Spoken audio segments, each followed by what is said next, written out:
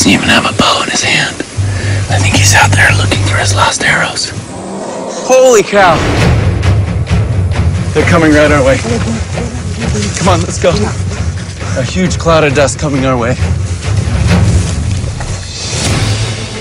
In some of the most inhospitable places on Earth, tribal people have survived against the odds for thousands of years.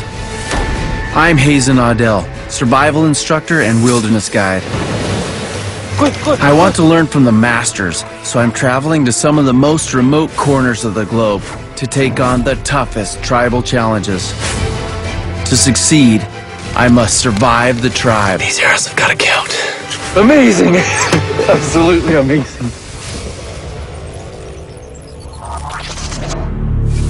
This time, I'm going in search of the Sand Bushmen, a legendary tribe of hunters who chase down game on foot and kill with poison-tipped arrows. They live in southern Africa, on the edge of the Kalahari Desert, a huge, dry savanna they have roamed and hunted for over 20,000 years. I've traveled over 9,000 miles to study the survival skills of the San. Hello. I have 10 days to learn the techniques they perfect over a lifetime before I join an experienced team on a tough, multi-day game hunt to bring meat to their village. My first lesson is Bush Survival 101, how to find food and water. And hunters Joseph and Jonas are my guides. I'm wondering how these guys can survive out here. It just looks like sand and burnt leaves. And it's well over 100 degrees. The Kalahari dry season lasts for 8 months a year. Out here, water is scarce, and in this heat, my body requires at least 20 pints a day to stay healthy. Water? Water? I'd love some water. I thought they were offering me water, but instead, they're challenging me to find it. Okay, there's nothing here. I have survival skills, but I'm no expert in this terrain. The San clearly know something I don't. Okay. I can walk everywhere, and obviously there's no water. Everything is crackle dry. The sand, it is drier than ashtray sand. This is the driest place I've ever been. And I'm not gonna find water by myself. If I was left out here alone, I'd die. When it comes to survival, local knowledge is key, and the San are experts in this bush desert. It may look dead, but clearly there's life here, if you know where to look. This little plant here? This doesn't look very promising. And start digging? But I'm the student here, so I'll do what I'm told. This sand is still bone dry. But there is something down here, Oh, look at that. and it's not at all what I was expecting. Oh my God, look at that. This huge tuber to this plant. That's amazing. This is a bivalve, a member of the sometimes toxic milkweed family. Its water-storing stem helps it through the long, harsh, dry months. Wow, it's just spraying me in the face with moisture. It feels good. That is amazing. Water is coming right out of this pulp. This way? Oh, God. Oh, that feels good. But the water is so bitter. Like soap and detergent. This is a desert lifesaver, but not one I'd recommend. You can't be choosy out here. Survival knowledge like this allows the San to travel serious distances through the arid Kalahari, and it could save my life if I get separated from them on the hunt.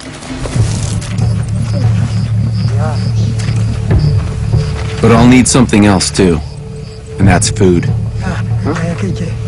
Although they're great animal hunters, meat is still a rarity for the San.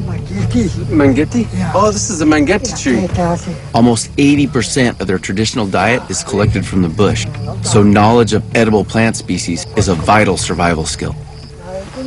You walk around here for miles, all these trees look dead, and all of a sudden you come to this tree, it looks dead, yet underneath it, they're showing me that there's nuts all over the place. These mangetti nuts are almost 60% fat, and they're a useful energy source on hunts when few supplies are carried. But here's the catch. They are really hard. It's almost like they're stones. A sharp cut into the natural fault of the shell is the only way in.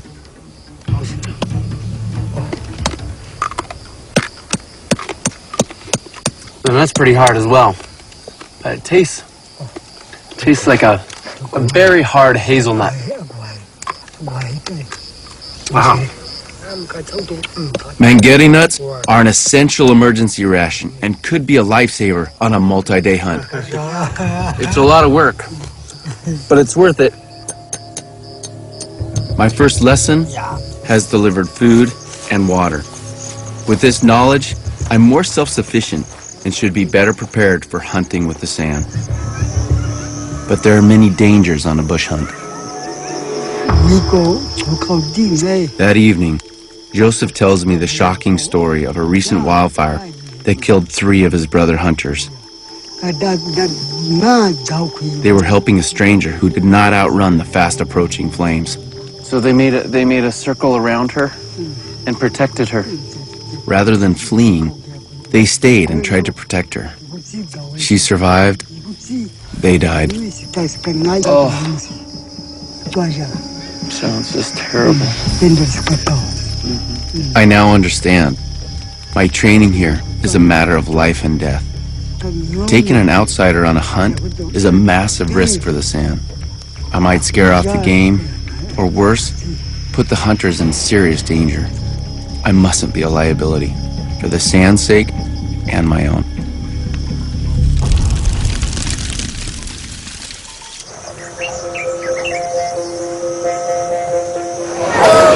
Next morning, and there's a commotion. One of the dangers from the bush has found its way into the village. It's a snake. And the sand hates snakes. So I've been asked to help out. It's so well camouflaged I can't even see it. Back home, I have experience with snakes. So I can show the village confidence around one of the bush's biggest dangers. At this point, we don't know exactly what snake it is, but they're saying that it's a boomslang, which is one of the most venomous snakes in Africa. Boomslang venom prevents the blood from clotting, so victims can bleed to death of internal or external hemorrhaging. Oh, there it is. Okay, I can see it. This thing is small, but it could be deadly, and it's incredibly fast. There's going.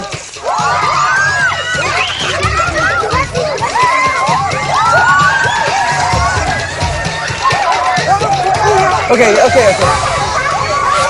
No. Stop. I'm finding it tough to control this snake and this situation.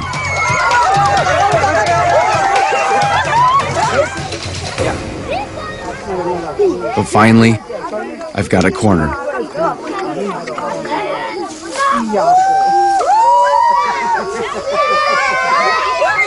There we go. And there's some good news. Fortunately, this isn't a boomslang. This is hard to identify, but it's probably an olive grass snake and not seriously dangerous. But for the villagers, that probably won't make much difference. It's pretty obvious that they don't like snakes. If I didn't show up, I'm sure the snake would have been bludgeoned to death, but hopefully they'll allow me to just let it go back into the bush. I might just have earned some respect around here. But I have a long way to go before I'm ready to hunt with the sand. And this is where the real training starts. First, they want to test my endurance to make sure I'm not going to hold them up on the hunt.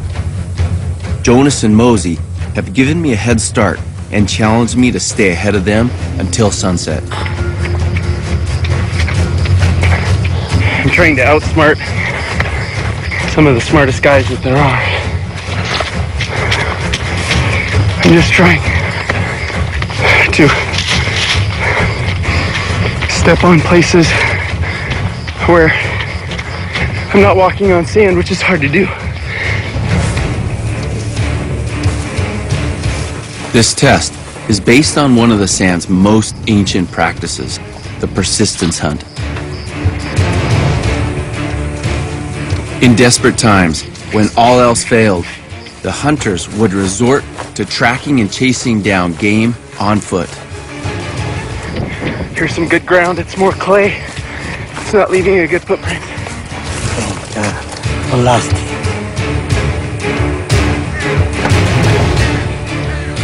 Sand pursuit hunts work because they cool down on the move by sweating, while most animals have to stop to prevent overheating. The genius here is to use heat as a weapon. Oh, God. The sand aren't the fastest creatures in the bush, but over great distances, they are relentless.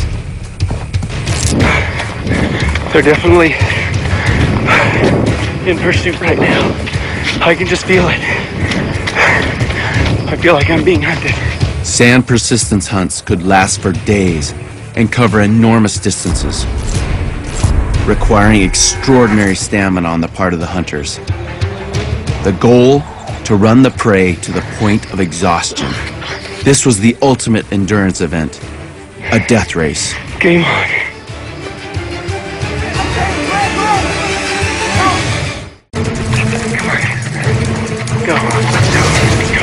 The sand are testing my endurance, chasing me down like a hunted animal. They're gaining, and in this extreme heat, I'm tiring.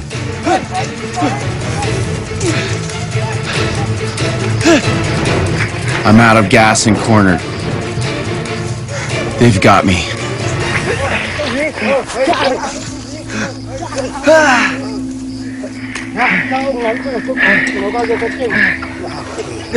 Hey, if they were out to get me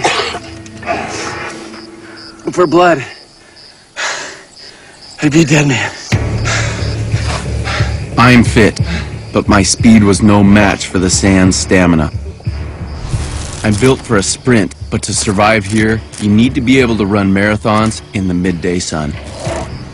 Clearly, I'm not up to the grade yet. If I can't stay ahead of the sand, how am I going to keep up on the hunt?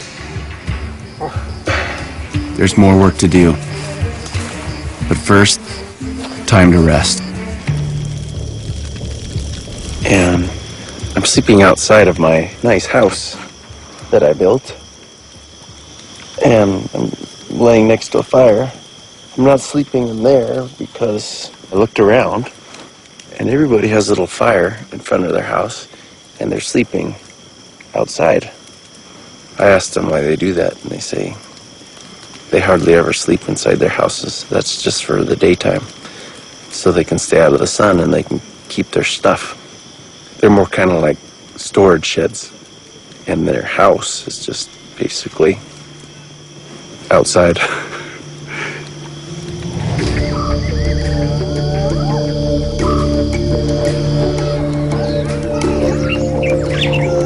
The sand have tested my physical ability, and now they want to challenge my manual skills. Something I pride myself on back home. I'm going to learn classic sand weapon making under the watchful eye of Tuka, master craftsman, and the oldest man in the village. I'm going to make a throwing spear. You gotta be really careful not to burn this wood. You're getting it just hot enough to do what we need to do with it, okay? The first job is to straighten this brandy bush branch, and Tuka's going to show me how. Oh, look at that. He's taking that stick that was so hard and he's bending it almost like it's made out of rubber. Wow, that really took a lot of that bend right out of that stick. It's my turn. By carefully heating the branch in the hot coals, the cellulose and other sugars in the wood soften, allowing it to bend into shape. Gotcha? Okay. If Tuka says it's good, then it definitely passed quality control. I've aced the first test, but this is a multi-stage process involving careful knife work and precise tool handling. So we're gonna take this hot poker and poke it right into the center of there. Yeah? The one part of the spear that we won't be making is the metal head, an item of real significance for the San. These are precious objects, and they're passed down from person to person. And this particular spearhead is very special because at one time it belonged to one of the very best hunters in this entire community. This man was one of the 3 who died in the recent wildfire, a tragic event that shocked the village and left it short of hunters. To be given this spearhead by Tuka is a great honor. But it comes with a responsibility. I need to be ready for the hunt so I don't put myself or the other members of the team in danger. He's weighing it, seeing how well it's balanced. Tuka is a tough critic, but he seems satisfied. Feels like we're done. On the hunt, I'll need spear skills to protect myself and possibly to kill. But there's little time to practice. Right now, we're back into the bush for my next challenge. The complex skill at the intelligent heart of the hunt. Animal tracking. Joseph will teach me the basics, and then he's going to put me to the test. The San are considered some of the best trackers in the world. I've been around top-class hunters before, but this guy is an incredible detective. I'm watching Joseph as he's reading the ground. It's like a map to them.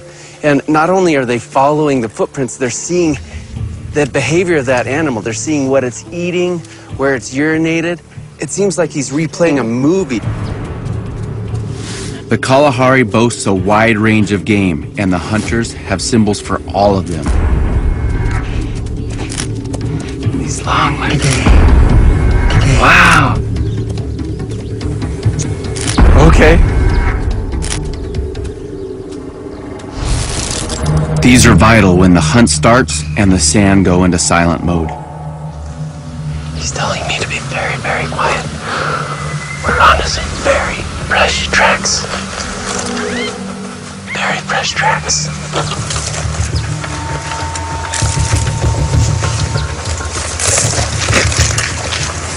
The animal's probably here less than an hour ago.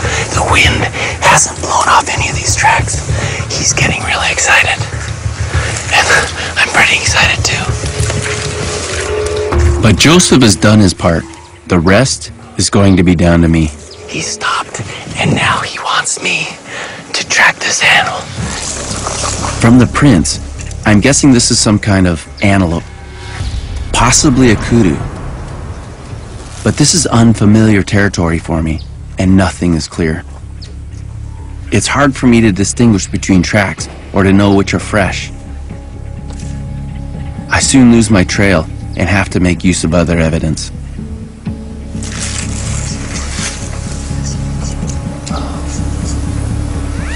Even though we've lost the track, we can see where branches have been broken just from the weight of the animal. It's a crucial clue and puts me back on track.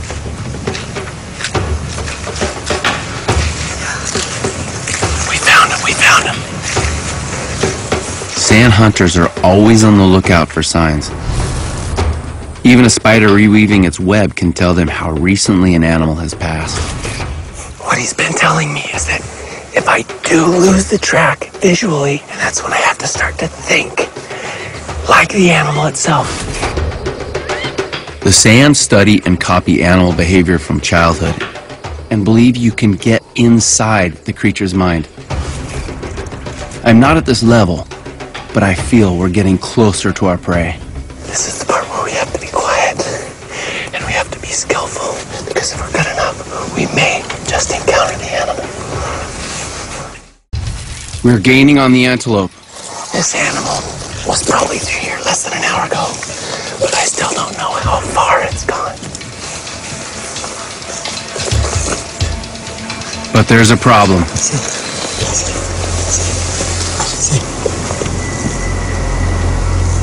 The wind has picked up. Oh,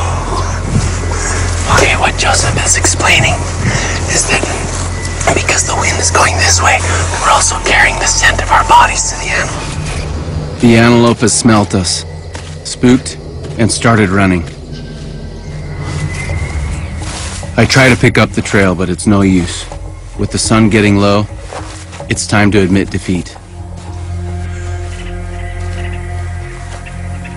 This tracking is incredibly difficult. I'm learning from the best, but even Joseph loses track sometimes. I'm disappointed, but right now, we've got other priorities. Most predators here are nocturnal, so the bush is a dangerous place after dark. We're heading back to the village. But even here, there's no rest.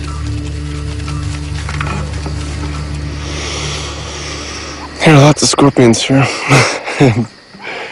And I'm not getting used to them yet. Crap, where is it? There. Brabithus. One of the most venomous scorpions in the world. It's fine if they're out there in the desert, but I just don't want them sleeping with me. Like, on me. Or stinging me. And these are the bad kind.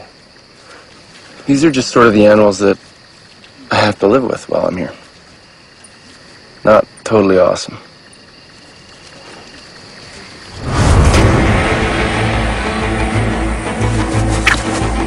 It's my last day of training. I've struggled with my endurance and tracking skills. If I'm to prove myself good enough to hunt with the sand, I'll have to impress in my final challenge. The art of killing. My first task is to make a bow, the weapon we'll use on the hunt to deliver lethal poisoned arrows into our prey.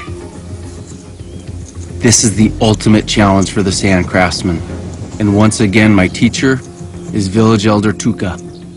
These elders, they're truly the libraries of these communities. They're the ones that hold all the experience. They have all the knowledge that they need to pass down for future generations.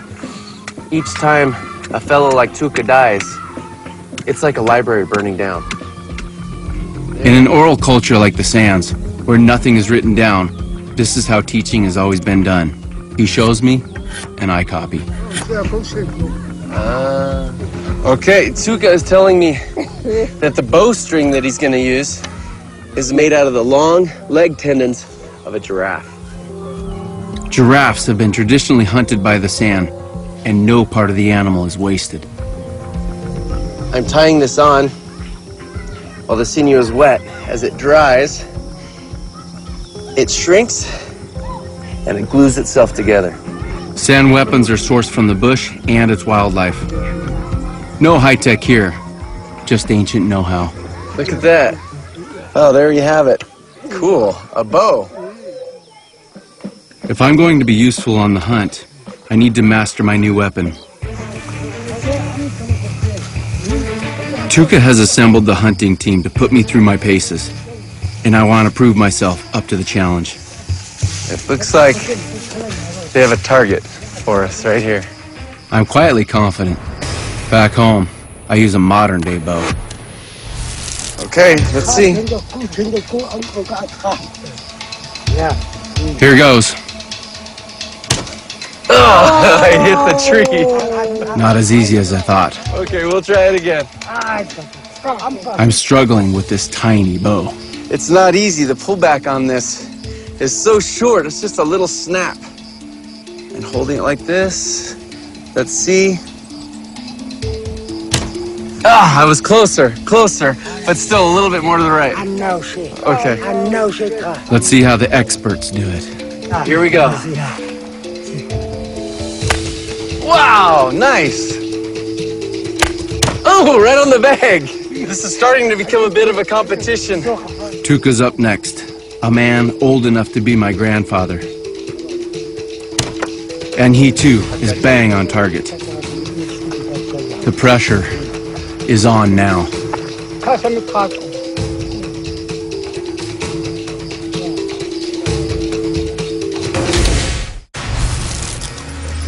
My aim needs to improve. But finally, I hit it. I hit it. There we go, finally. Yeah. Kaja. but that was just the first test. Tuk is going to step things up a notch. A moving target.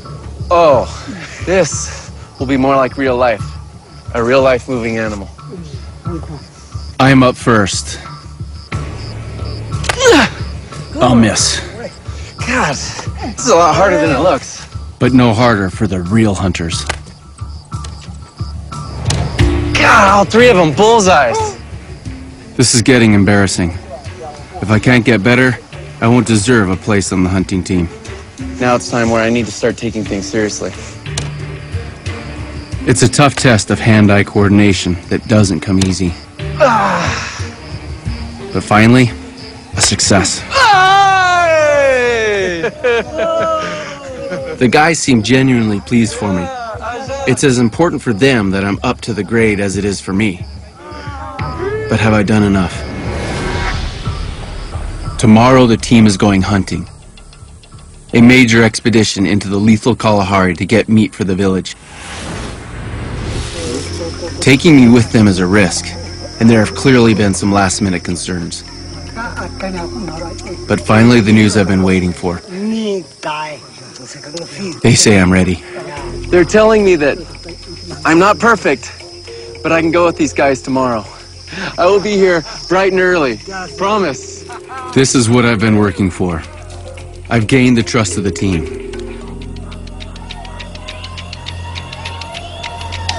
Tomorrow I'm heading out into the bush with the masters of the Kalahari, some of the greatest animal trackers in the world.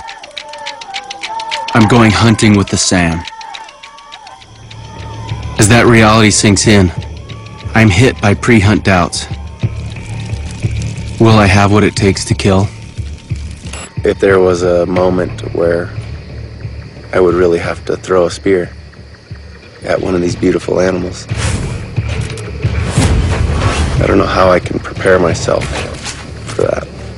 I'm sure that they're not going to be having me around on a valuable hunt just to have me be dead weight. It's serious. It's to feed their families.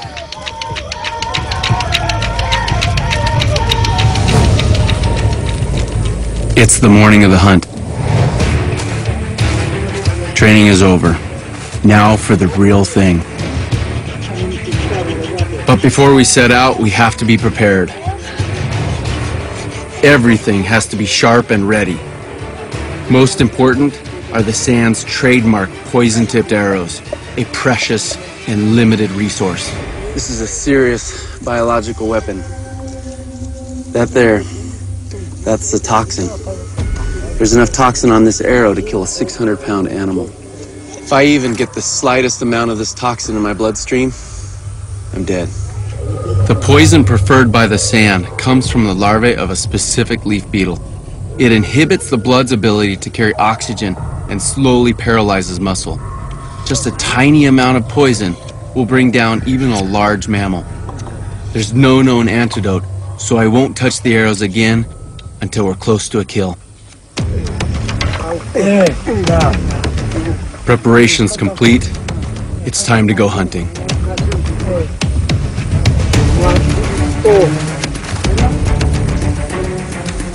San hunting expeditions can go on for days and cover huge distances.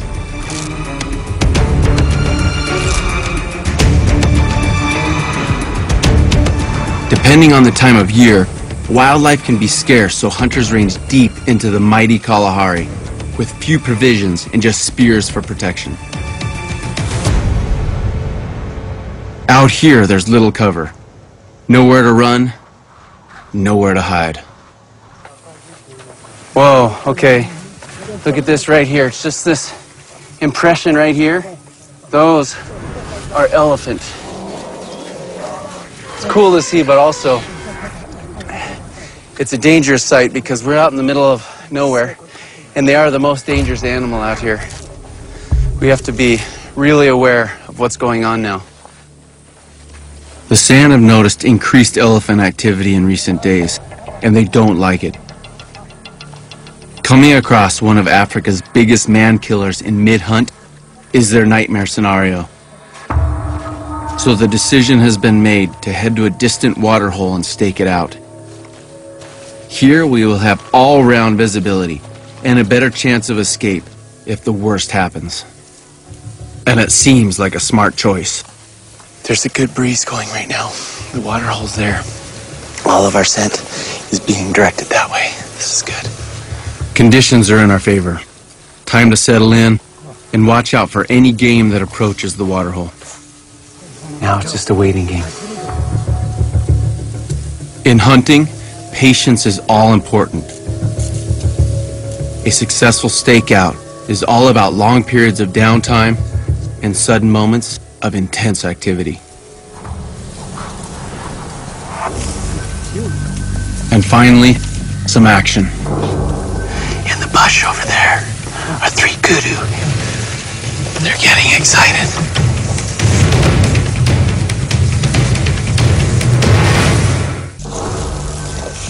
We've spotted several kudu, one of the San's favorite game. The animals are a long way off, but we're going to try to stalk them.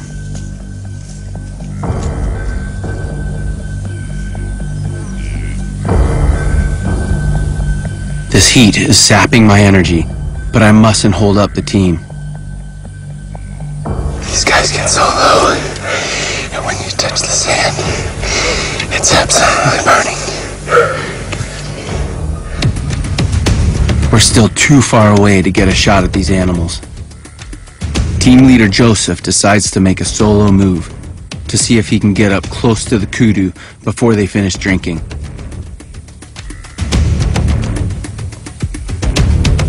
But it's no use. We're too late. We might have just missed our chance. It's getting late, and we'll soon lose the light. But less daylight means less chance of being spotted. So we've decided to hide closer to the water, giving us a better chance of a shot. We're just finding positions right now, closer to the watering hole. A big clump of grass, maybe a small shrub, should be all we need. There are very few hiding places, so we've had to split up. This makes us more vulnerable, but gives us a better chance of a kill. Whoever gets closest to an animal will take the shot.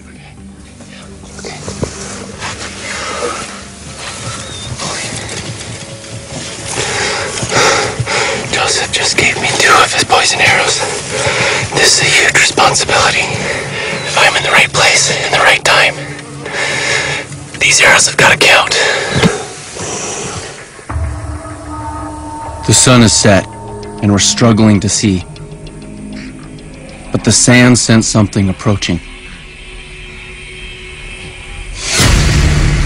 It's a herd of wildebeest. They're nearest to me, but just out of range. It's my shot, but I need to be closer. Wait, and they might leave. Fire too soon, and they'll scare and could stampede.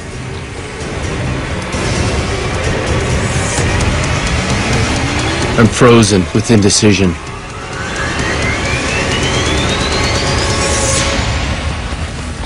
And the moment's gone. They were onto us. You could hear them grunting. They were so close, but not within the range of these little arrows. So frustrating. We're gonna have to come up with a better plan tomorrow. Day 2 of our hunt, and it's an early start to make a better hide. This is home for the morning. After yesterday's failure, the pressure's on to get a kill. But we're now just an arrow shot from the waterhole. Well hidden and well prepared. But then, nothing.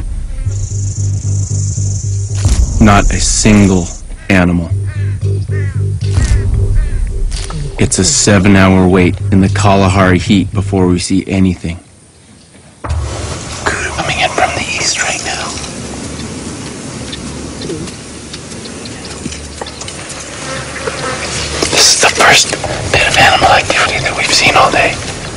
It's exactly what we've been waiting for. This kudu is huge. It has huge horns. An animal this big would mean meat for the village for weeks. You've got to sit here perfectly still and be extremely quiet. The kudu is getting closer. The San are ready. It's in range.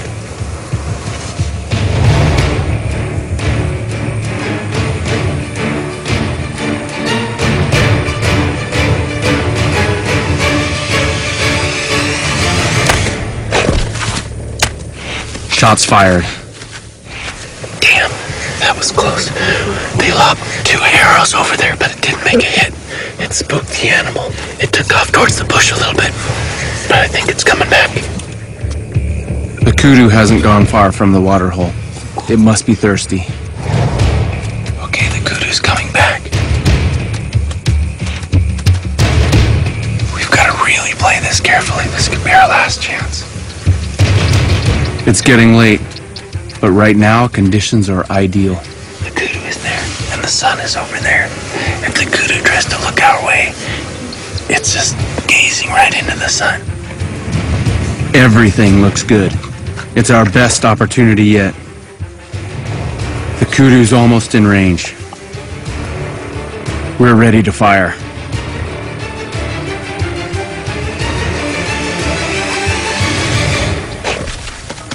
But something scared the kudu. We've waited so long for that animal.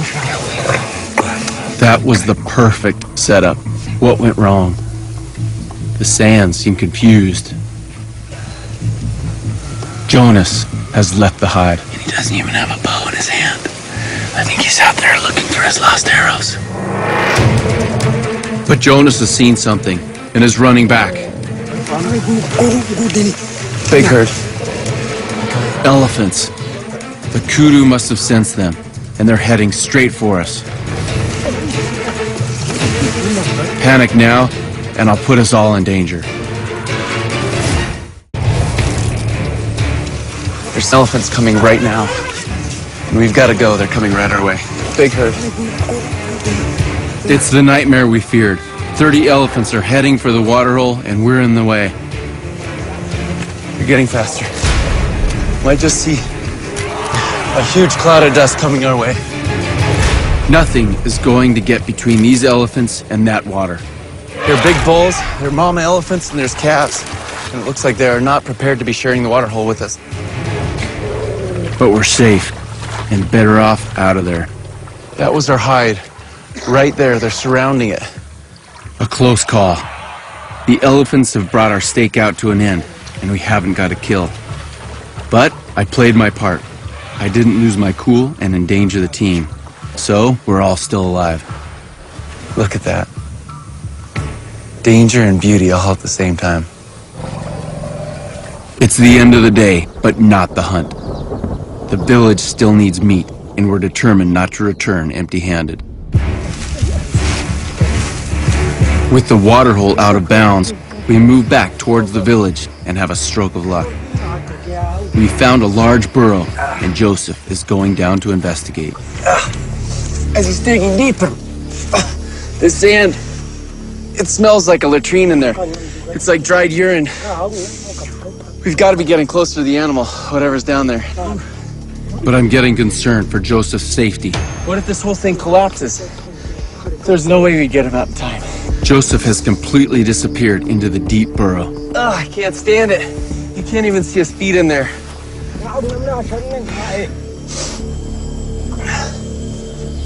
There could be deadly snakes down there, and we're a long way from help. Holy cow. Somehow he's turned around inside that hole, and he's coming out head first. How in the hell did he do that? You're a wild man, Joseph. Joseph has found a porcupine deep underground. A plan is hatched to get it out. We will dig a second hole straight down into its den Want me to dig? and attempt to scare it out into the open. Time to get to work. Gotta pull my weight around here. It's hours of exhausting digging and a tense wait for the porcupine to come out. It's trapped. It's got nowhere to run. This is its only escape route. We're getting close, and I'm standing guard with Tuka. As soon as they break through the ceiling of that hole, we just have to be ready. And then it comes a point where I might have to kill an animal. No time for second thoughts. They're breaking through. The daylight will spook the porcupine, and it might come out fighting. The animal could come through any second now. We can't afford to miss. Not this time.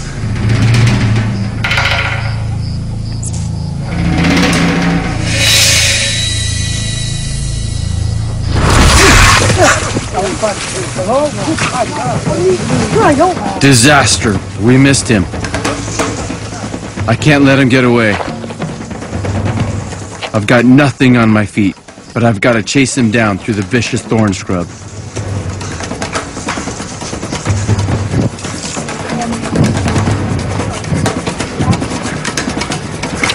And I've got him.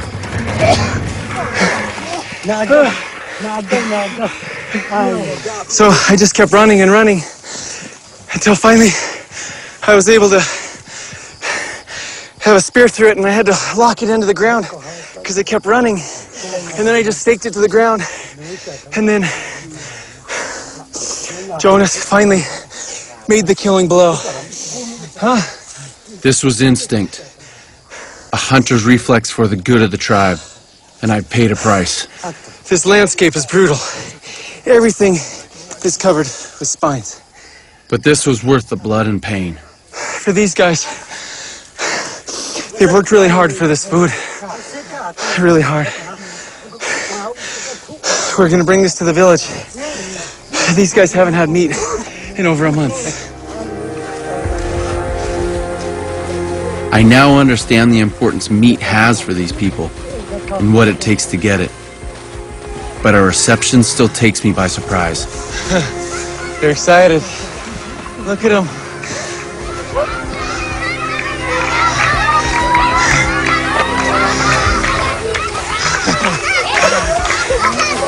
Wow. I would have never expected this. It makes it all worthwhile. The whole village has turned out to welcome us back. They are all really excited to have fresh meat tonight. In San culture, a boy becomes a man when he brings home his first kill. It's his initiation into the tribe. Makes me feel so good. I'm glad I can give something to these people. They've been giving me so much. Surviving with the San is survival at its toughest, its purest, and most exhilarating.